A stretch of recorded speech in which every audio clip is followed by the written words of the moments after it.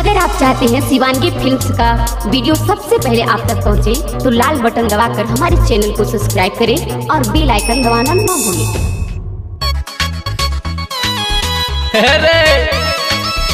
अबरी नया साल मनावे कहाँ जेबी भैया?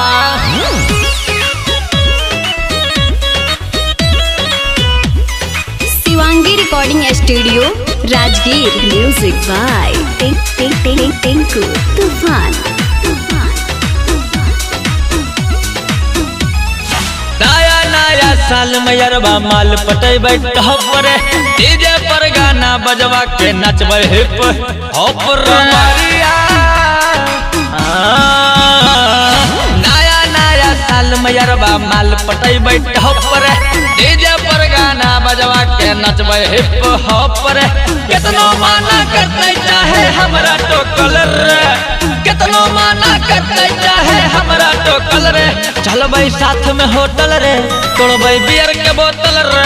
चलबै साथ में होटल रे, तोड़बै बियर के बोतल रे। चलिए साथ में होटल रे, मिलके तोड़बै बोतल रे। आए भैया तब बियर तोड़े में धार नहीं न रे।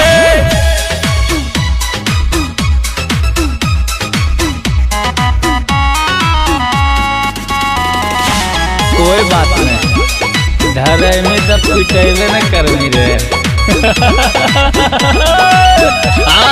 मुर्गा सुर्गा खेबे करबे दारू पी के आइस रे।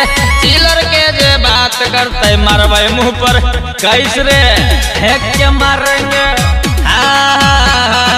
मुर्गा सुर्गा खेबे करबे दारू पी के आइस रे। चिलर के जे बात करते फेंकबे मुंह पर कैस रे। नया साल में माल के साथे रहबे लोटल रे, नया साल में माल के साथे रहबे लोटल रे।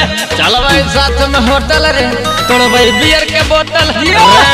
साथ में होटल रे, तोड़बै बियर के बोतल रे।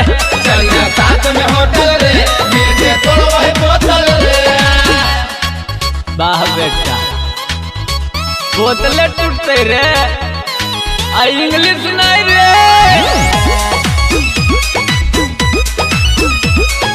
Shivangi recording studio Rajgir. हाँ प्रदीप परदेसी पार्टी देते सारी रात रे। कुंदन बिहारी साथ दीपक जैते साथ रे। अजो प्रदीप प्रदीप परदेसी पार्टी देते सारी रात रे। कुंदन बिहारी साथ दीपक जैते साथ रे। भूषण राजा पैसा पेड करते टोटल रे। राजेश रसीला पैसा देते टोटल रे। चलबै साथ में होटल रे, तोड़बै बियर के बोतल। चलबै साथ में होटल रे, तोड़बै बियर के बोतल रे। चलिए साथ में होटल